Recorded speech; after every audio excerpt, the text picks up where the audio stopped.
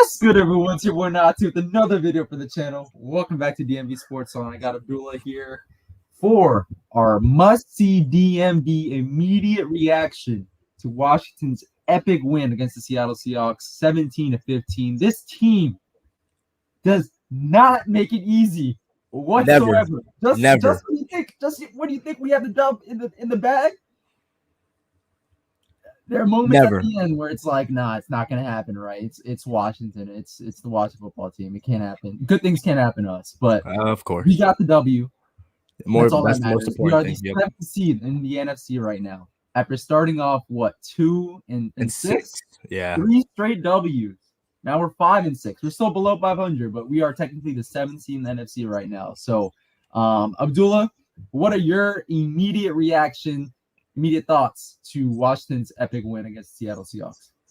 Like you said, they never make it easy, but overall, the defense in the first half after that Everett touchdown, they showed up. They dropped 4 interceptions they dropped. They put pressure on Russell Wilson, and it's crazy because we don't have Chase Young or Montez Sweat. I mean, guys like Shaka Toney showed up, Casey Toohill. It's like they play as a team. Jack Del Rio with some nice defensive schemes, and they just played as a team. It was great. And I still had that stigma of us playing on Monday Night Football. But then you told me, and I told myself that was the old regime. Ron Rivera is here to stay. And it was electric down there at FedEx. Our boy Evan was there too. So it was a great win and probably a really gut-wrenching win, but we got the job done. Speaking of Evan, he should have the immediate reaction to the game on Sunday against the Raiders. And we'll talk about a little bit about that matchup a little bit later. But, man, like I said, this team does not make it easy. I said this on Twitter. Kendall Fuller was the MVP of the game. Like, it wasn't just the stop on the 2-point conversion at the end. Did you see the post-game reaction? They called him Kyle Fuller. Bro, they called, on the broadcast crew, they called Taylor Heineke Tyler Heineke. And they also said Redskins won too. I was like, bro, like yeah. Bro. I was like, oh my gosh. Goodness. But no, Kendall Fuller, bro, he was locked down in coverage today. We've been trashing him since that very solid 4 or 5 game of last year, stretch of last year. Had last year, right? Like the first 4 or 5 games that he had in his return back to Washington, where he was also locked down. He was, I think, the best cornerback in all of football in terms of PFF rating. He obviously had like 4 picks in 5 games. He was locked down. After that, absolutely atrocious in coverage, right? In my opinion. Today, he returned back to form. He returned back to that early 2020 Washington football team, Kendall Fuller form, bro. He was dynamite. DK Metcalf, 1 catch for 13 yards. Obviously, William Jackson III, who, if you guys remember, I said in the offseason was going to be a big pickup for us. Obviously, the first half of the season was not playing well. But I was like, you know what? The second half of the season, I think he's going to play well. I think I even mentioned it on Corey's stream from On the Warpath a couple weeks ago. And he was locked down in coverage as well. But Kendall Fuller, obviously, he had that big play at the end of the game. Stopped the 2-point conversion and was pretty much locked down in coverage the entire game. But like I said, this team does not make it easy. We gave up that easy touchdown at the end of the game. I think it was the Swan or Swain. I think it was DeShazier Everett in a blown coverage. But yeah, DeShazier Everett. And that was the ironic thing was Landon Collins was he sat down on that play. He was on the bench for 1 play. Speaking of Landon Collins, that peanut punch, amazing. Yeah, I'm telling you, at the linebacker position, if he's exceeding, just play him there. I know he's getting paid as the highest paid safety in the NFL, but if he's doing good in that position, if it ain't broke, don't fix it. And he's been there, and he's been balling.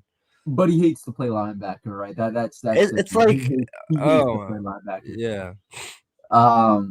But yeah, no, it was a thrilling game. You said it took years off your life. Bro. It was crazy until the very end. Naughty, can we go to the Logan Thomas touchdown? I saw it Naughty, until the last angle, it looked incomplete. I was like, dang it. Because they were taking a long time to review it. I was like, are they going to screw us over? And there we go. Yeah. I was upset and I was so scared. Before that angle, bro, I thought it should have stood. Yeah. Yeah. But, I mean, those calls never go our way. So, yeah. But like I said on Twitter, guys, I always mention the Twitter. Go follow us at DMV Sports DMV Zone. Sports We're over Zone. 500 followers now. We just got over 500. Go follow us there. But as I said, our defense, short-term memory, right? We had to forget that play, right? We had to forget that play and stop Russell Wilson and the Seahawks. And we did it really, technically, on that next drive. We gave up that touchdown, easy touchdown once again, to the Seahawks. But that 2-point conversion, once again, Kendall Fuller, big time, preventing the Seahawks from tying up the game. Let's talk about the onside kick situation at the end of the game. What are your thoughts? I told myself there's no way we allow it. And then I don't know who it was, but at first glance, I was like, yep, the game's over. They got it. And then I saw the flag. I was like, are they going to pick it up? But then it was illegal formation. I don't know what was the call. It was like there wasn't enough people on the right side. Illegal formation. Yeah, the guy, one of the players on the right side of the kicker was lined up incorrectly. He was a little bit too far towards the line of scrimmage. Officiating in general was just not that good. But that's just the NFL nowadays. There's really nothing you can do. Yeah. But the second time, it's the same kick. And Adam Humphries barely gets it, and we can finally exhale. And the same linebacker missed it. The same linebacker, like, I don't know if he missed it or he just trying to get away from the ball. But I mean, even then, like before Adam Humphries barely recovered it. Like, the whole week, this upcoming week, special teams, they gotta prepare for the block PAT. My bro. I literally the worst part is not just Joey Sly that got hurt, but seeing a big dude run like 80 yards when no one, like, it's just Washington stuff right there. I was like, that there we go. That Taylor Heineke play against Green Bay where he was short and fell short, and that extra PAT, just two plays that symbolize the organization the past 20 years under Dan Snyder. But yeah, for sure. I do want to mention this, and I have a live sort of commenting about the offensive performance. Let's get to Taylor Heineke. I thought, man, as the broadcast crew said, although they called us the Redskins and they also called Taylor Heineke, they did make this one very correct observation. Taylor Heineke has gotten a lot better with his decision making, man. He's checked down a lot more, right? When the guy down the field is not open, which did not happen for the early part of the season, and even the latter stretch of last season, whenever one of his guys wasn't open on the field. Also, when he was running the ball, he slid. I don't know if you noticed, he didn't dive for the pylon, right?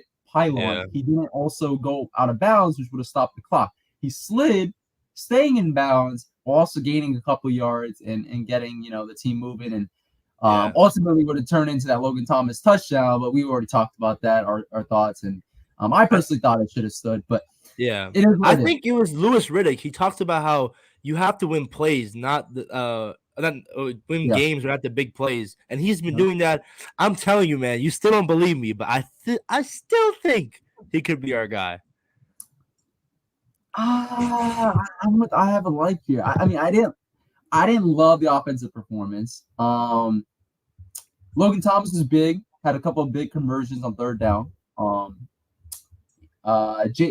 We'll talk about J.D. McKissick. Let's hold off on him. But since we're on the Taylor Heineke topic, if he gives me one more solid performance, I'm not just talking about a bunch of checkdowns. I mean, like, solid performance where he's connecting with guys down the field. Terry didn't have a big game today, right?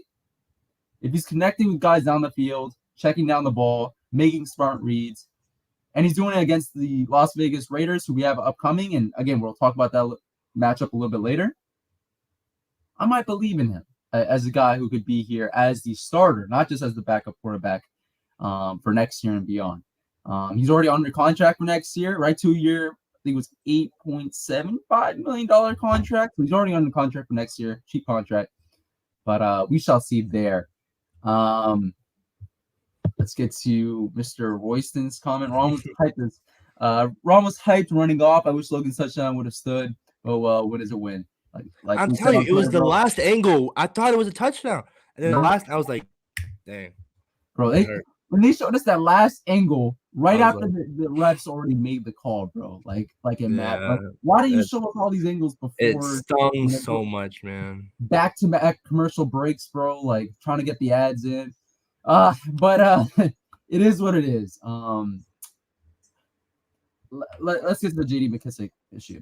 I think if he's out for next week for a couple games, hopefully not out for that long. I think it was a concussion, maybe just a stinger. Hopefully just a stinger.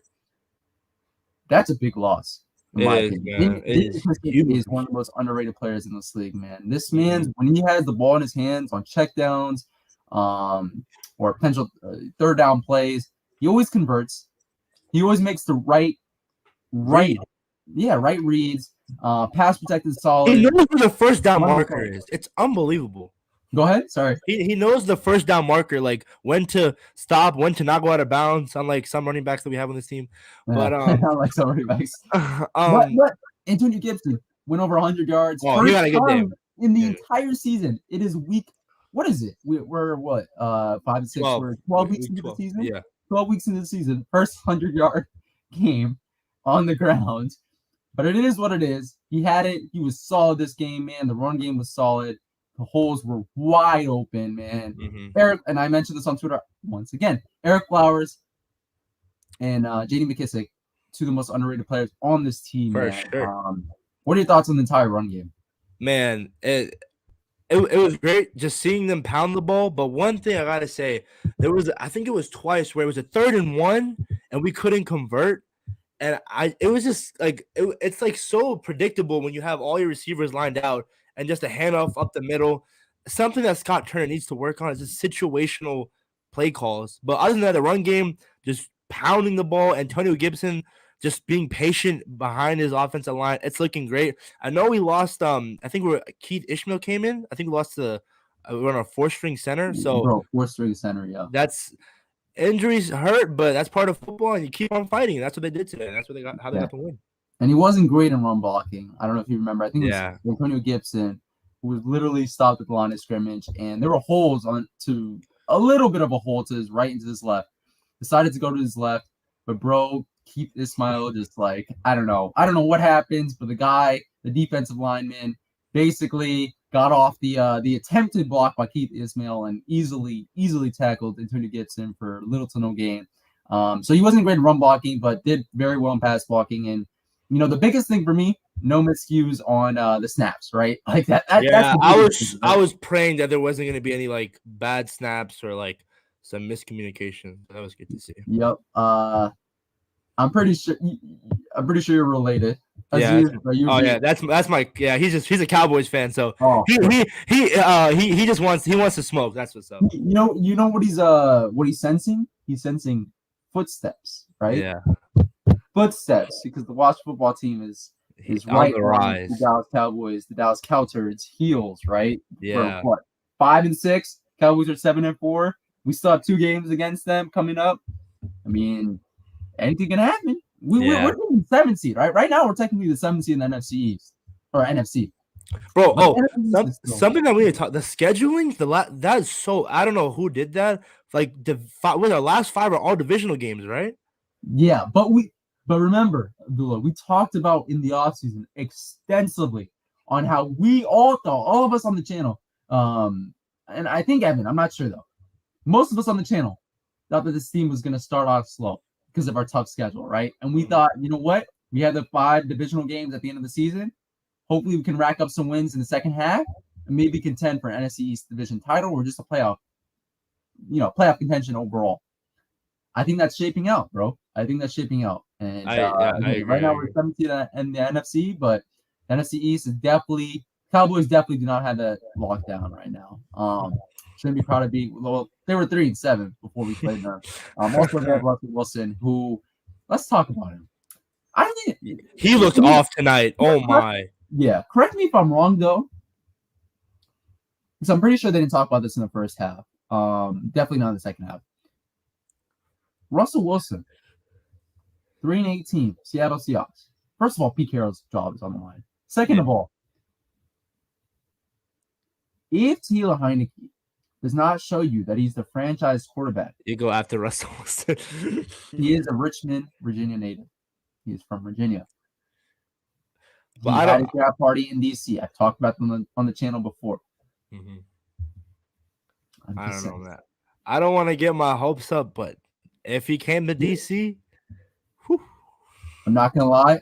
There was a thought that came across my head that this was a tryout. This was a tryout to see Russell Wilson here in DC, to see what this team is all about, to see what this fan base is all about. I heard the Giants might go after him as well. So hopefully, no way. No, we cannot let the Giants get him. I don't care how bad he was today or how bad he's been since his injury, bro. And I don't think his injury hampered him. I just think I don't know what's going on with Russell Wilson. That's my thought right now. That's a good question. He's still Russell Wilson, bro. Yeah, right. Like, sure. Quarterbacks have bad seasons, right? Even Aaron Rodgers had his bad season is way different than other quarterbacks, right? I think he even said in an interview, I think it was with Pat McAfee a couple of seasons ago, his bad season is some quarterback's best season. Maybe even Taylor Heineke's best season if he keeps going. So, but it was a bad season by his standards. Russell Wilson's definitely having a bad season by his standards. And but yeah, something interesting to think about, but right now, forget all that. We're talking about playoffs, bro. W, not the Wizards though. I'm repping the Wizards right now. Not the Wizards. But to be honest with you, who cares tonight, bro? That's one regular season game and an 82 game season. We're talking about a big time W to get to 5-6 for a Washington football team and a 17 game schedule. Trying to get to some more comments here. Yeah, great game for Washington football team. Love to see this streak continue. 3-game win streak. We talked about that extensively on this channel. We're trying to talk about the highlights, man. For literally the first half of the season, it was all lowlights, bro. The Washington football team report, the lack of winning on the field, the Sean Taylor jersey retirement fiasco. We're just trying to talk about some good things on this team. Yeah, you have to find the bright spots in a very, very dull environment here that we support. for sure. And tomorrow, I can't wait to wear my Washington football team jersey to the class, and you might wear your Washington football team for sure. as well. And it's gonna be cool. And that's what we're talking about right now. Obviously, there's the report, right? That's sort of like the elephant in the room, but and I think we've made our feelings known that we want it to be released. But right now, we're talking about the team. We're talking about the team on the field and how proud we are of them to get us rolling these last 3 weeks and hopefully in future weeks. Congratulations, Washington official Abera Gebru. Thank you. Let's go, Washington football team. I was thinking about this. Yeah. Hold on, Abdullah. What about your owner? Jerry Jones? Hasn't he done some sketchy things in the past? I'm just gonna leave it at that. I'm not gonna compare the two. Obviously, if sexual harassment is no joke, we need to get that fixed right away. But I'm just saying you guys aren't clean. No, but I was gonna say, going back to the game, Joey Sly getting hurt potentially helped us, because if we think about it, he goes hurt. We can't kick a field goal. Tress Way is our kicker. We go for 2, and the first time we got a 2-point conversion this season. Oh my goodness. It was just a simple play, run up the middle, shout out to Antonio Gibson, and it came at a cost, but hopefully Joey Sly comes back, because we cannot sign another kicker. That would be our 4th kicker of the year, and we can't allow it. But shout out to Joey Sly. We won't do this, but we'll make a video potentially about the Dallas Cowboys collapse. Man, he's a big troller. You gotta ignore him. I know. No, but I think that Joey Sly loss was huge. You know why? Because we could have potentially gone up 2 scores easily with a field goal at the end of the game, and not really had to worry about that mess that happened at the end of the game. Maybe we would have gave up a touchdown, but although even with the onside kick, right, they still would have been able to tie it. But we would have been less worried if they recovered an onside kick, right, because we would be up by 3 points at that point. But no, I think it was a big loss, and I'm worried. I'm not gonna lie, worried about our kicker situation. Hopefully, Sly is ready to go next week on a short week against the Raiders. But if not, we need to get a kicker ASAP. Tress Way, he was talking about, I can make a 30-yard, 40-yard field, bro. We were literally 5 yards from the end zone, and they didn't want to attempt a field goal, bro, to really clinch the game, in my opinion. Tells you all you need to know about our kicker situation right now. So, but yeah, Joey Slye, we'll see. We'll see if he's ready to go. What else did we want to talk about? You mentioned the big plays. Bobby McCain, like can we get Jeremy Reeves back there in coverage? Like it was just your boy. It was just miscommunication. Like that's how the other big plays to Tyler Lockett. Like wide open. You just can't allow that. It's unbelievable, especially at the pro level. It's inexplicable. But Cameron Curl didn't have the best of games. I'm not gonna lie. Yeah. Did have a missed interception. Had a pass interference call on that last touchdown drive by the Seattle Seahawks. It was not good. But I mean, he had this man's. I've never. It's sort of crazy because we've been haunted in the last 10 years with poor tacklers on our defense, bro. This man is a diamond in the rough. Like always at the safety position, but specifically in terms of tackling, bro. He's a sure-handed tackler, bro. It's amazing to see. No, I agree. I mean, that one tackle he had, it was like in the 2-minute drill, and it was just like a quick 4-yard. He's a baller, man. And he did have that one sack when it was like everyone we brought the house. So that was nice to see along with Landon Collins. So I just think that we didn't use him right the first half of the season, and hopefully now getting better too with the team. I have a life. Again, I'm going to continue plugging the Twitter until you guys follow us. I said, and I think this was the tweet that relatively did well, right? I'm not talking about relatively did well today. Eric Flowers, J.D. McKissick, most underrated players on this team. Eric Flowers is an absolute beast. Every time he's in DC, he does well, bro. He was on the Dolphins last year. He had that big contract, right? And the Dolphins are actually paying most of his contract this year, so I think it's an absolute steal by us. But every time he's in DC, he does well. I think Matsko, the offensive line coach, and then Bill Callum, before, man, we've been blessed with great offensive line coaches, and that's why our offensive line has been holding up, man, like the entire season, really in the seasons past. So really, really excited to see the offensive line really maul over guys and open up holes. We saw that throughout tonight. Outlaw Kings. I thought the defense played pretty good. We talked about that.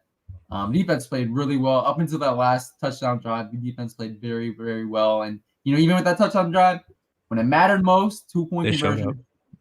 They showed up. Stop. Kendall Fuller, MVP of the game, in my opinion. One game at a time, for sure. Raza, I know. That's my boy. Cowboys game December 12th, I believe. We got a game before then, though. We got to beat the Raiders. We can't not look ahead, bro. We got to beat the Raiders on Sunday.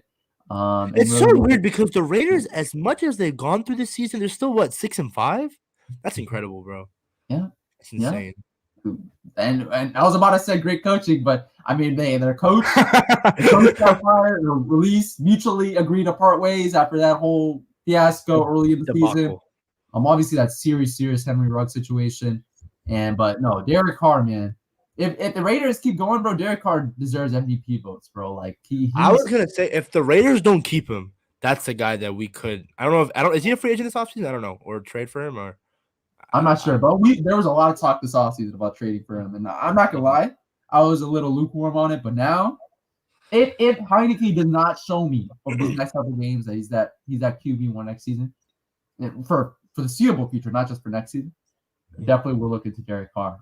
Because I do not believe in any of the quarterbacks in this draft, bro. I've been saying that throughout the last couple of months. People want to hype them because they're quarterbacks and they're quarterback needy teams at the top of the draft. I'm not a big believer in any of these quarterbacks. I mean, Sam Howell has been my QB1 last couple of seasons. Hasn't had a great season this year. You also got Ritter, right? And you also got Kenny Pickett. I like him. Okay, Kenny Pickett. Although he has played at Pitt. And you got Malik Willis, Liberty. And we've seen Liberty players come here to DC and not play well because they haven't been facing tough competition. So we'll see. But you got a pick 6 in the Turkey Bowl, man? Oh yeah, I didn't tell you. Oh, that's my other cousin. He's a Cowboys fan too, but he's really cool. You got two cousins that are Cowboys fans. Yeah, it's so crazy. I'm the only one. No, yeah, I'm the only Washington fan in the family, and they all clown me. Which Are they from the DMV too? Yes, they're from the DMV. And I really asked them, have you ever been to Dallas? And I don't know, like they're probably gonna say they have, but I don't think they have. Either they're Cowboys fans or Giants fans. It's like, bro, we live in Nova, and the Washington. It's just it blows my mind. But Turkey Bowl, it was kind of crazy. We played for 4 hours, and the score ended up being 2-2. No one won. It was yeah, it was so goofy. I mean, obviously, when it comes to my family playing sports, there's a lot of rules and officiating was very questionable, but ended up being a draw. So hopefully, we determine the true winner during Christmas Bowl. So how did you get a? Oh, that's cool. How did you get a pick six then? So literally, the quarterback who was wearing a Tony Romo jersey, by the way, I was playing. I was playing in the flats, and I saw the leaker of the running back or the tight end wide open, and I just made the right read, threw it to me, and I did. You know what celebration I did? I did the Chase Young Terry McLaurin celebration too. They didn't catch it on video though. I was so upset about that, but shout out to my cousins. They're the real ones. Yeah, lockdown and coverage like Kendall Fuller tonight, bro. But yeah, man, let's look ahead, right? We got the Las Vegas Raiders coming up. We got the Las Vegas Raiders coming up on Sunday, and I believe it's at. Let me check the game. I think it's at the Raiders, right? It's at Las Vegas. Yep. I remember a couple of Washington football team fans saying they marked down the Raiders game on their schedules to go to Las Vegas for the weekend and stuff. It is at 4:05 Eastern time, so it's a late afternoon game. What are your thoughts on this upcoming matchup against the Raiders? I think it's gonna be tough. They just came off a great win at Dallas on Thanksgiving. Everybody watched. Everybody watched. But they have Derek Carr, Darren Waller, Deshaun Jackson. I can see him downfield wide open. Bobby McCain, Josh Jacobs is pretty good as well, and they have Max Crosby, who's been having a really, really good season, the defensive end. And I mean, who knows? We'll see, but it will be a tough matchup. But just come off this win and let's see. Practice hard this week and see how we do next week. Yeah, for sure. Deshaun Jackson's the number one, and it's kind of funny because I've been saying now at this point in his career, he's good for one or two great plays at most in a game, and it's just nothing outside of that. But man, every time he plays us, whether he's with the Eagles, Bucks, it really doesn't matter, bro. This man's always has a monster game. So I think that's the number one key. Locking him down, locking Hunter Renfrow down as well. Super underrated receiver, for sure. top receiver. But I agree with you. Max Crosby is a dog. He's what Chase Young is supposed to be. He's an absolute dog, and we got to make sure to contain him. I think our offensive line has done a good job throughout the season, really, and it's a super underrated line in my opinion. But we got to make sure we lock him down. We do have a tendency to, when we're playing against the best pass rushers in this league, we have a tendency to give up some pressures and some sacks to at least that guy, right? At least that one player. So hopefully we contain him this week. Yeah, Hunter Renfrow, just mentioned in Raza. Hopefully we lock him down. Derek Carr, obviously the quarterback. We got to make sure we do our thing. But man, our defense has been playing very well since I think it was the Saints game. Outside that Landon Collins, bro, every time I bring that up, it just shivers, bro. Outside of that Landon Collins Hail Mary touchdown to close out the first half of that Saints game, the defense has been playing well since that game, bro. Especially since the Buccaneers game, obviously. So hopefully we can do our thing against another top flight quarterback in this league in Derek Carr and get us to 4 straight wins. 4 straight wins after Sunday, man. That would be great. But with that being said, thank you guys so much for watching, man. This was a great game tonight. Well, we should have made it easier. It was very stressful. They never make it easy, man. That's one thing we've learned of being a fan. They never make it easy, this team. But it was a great night because of the fact that we won. So we should have some more content coming up for you guys. Evan, like Abdullah mentioned at the top of the stream, was at the game. And I believe he's going to have a video this week. And Abdullah should have a video. Noah should have a video. I don't think there will be any Wasp Football Weekly live stream this week, unfortunately, guys, but we'll make it up next week. And again, Evan should have the post game recap after Sunday. So if you haven't seen, we interviewed Chris Baker. You gotta watch. You gotta check that out. That man's a great guy and a great interview. And that was on the last live stream too. So there were some comments coming in from the audience, ask questions and stuff. So it'll be interesting to see what people asked and to see what he talked about, because it was fun. It was fun for sure. And he talked a lot about his life journey to leading up to his time here in DC. But again, thank you guys so much for watching. 30 minutes.